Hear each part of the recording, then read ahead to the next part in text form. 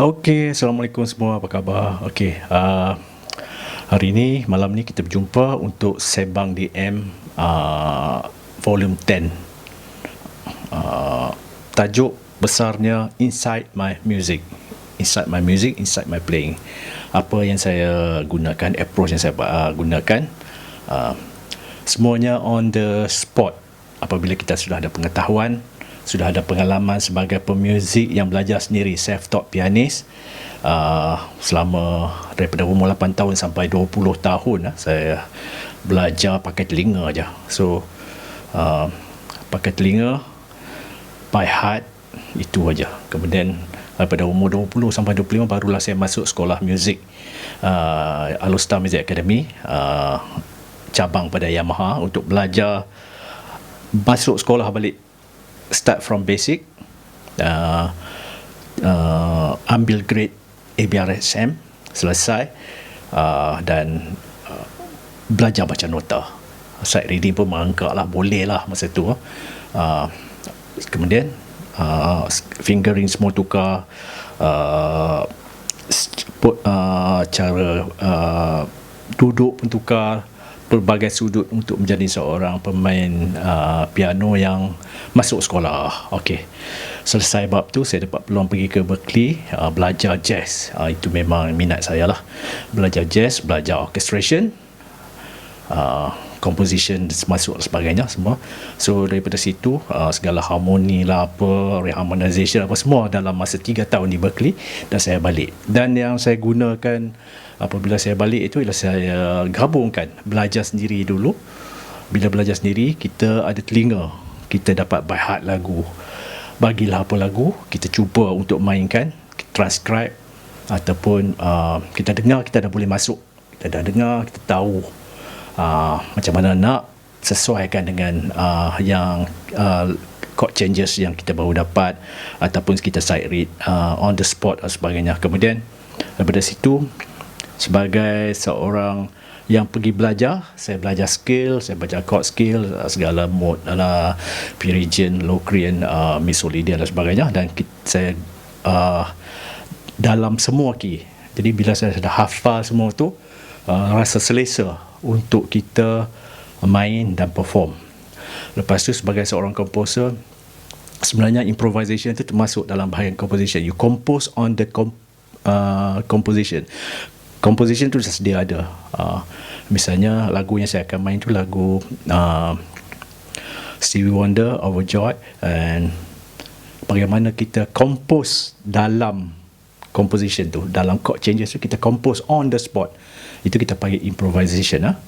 Kemudian bagaimana kita build up improvisation tu, kita line-line yang kita pilih tu, choices of note, semua tu kita mengambil kira. Selepas tu, sebagai seorang arranger, saya arrange balik lagu ni, masukkan sedikit brass yang mana sesuai, dan juga lepas tu dengan alatan yang tidak ada, saya cuba perform lagu ni sebaik mungkin lah. Adalah salah sikit sana sini. Kadang-kadang tengah main tu, saya selalu kadang-kadang hilang apa chord. Kadang-kadang kita tak tengok score, kita by heart, kadang kita lupa. Apabila jari kita jalan, kadang kita lupa, chord apa lepas ni. Lepas tu cari note yang selamat lah.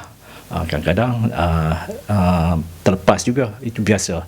So bila kita ada semua ni, sebagai seorang self-taught musician, sebagai seorang academician, sebagai seorang yang pergi sekolah, tak kisahlah pergi Aswara ke, UiTM ke, ICOM ke, USM, UNIMAS, UMS, USM, Berkeley, Dick Grove, mana saja, bila balik, orang sebenarnya tak tengok sangat kita punya sijil tu. Dia nak tengok playing kita. Sebenarnya bila kita ada sijil, itu yang lagi membuatkan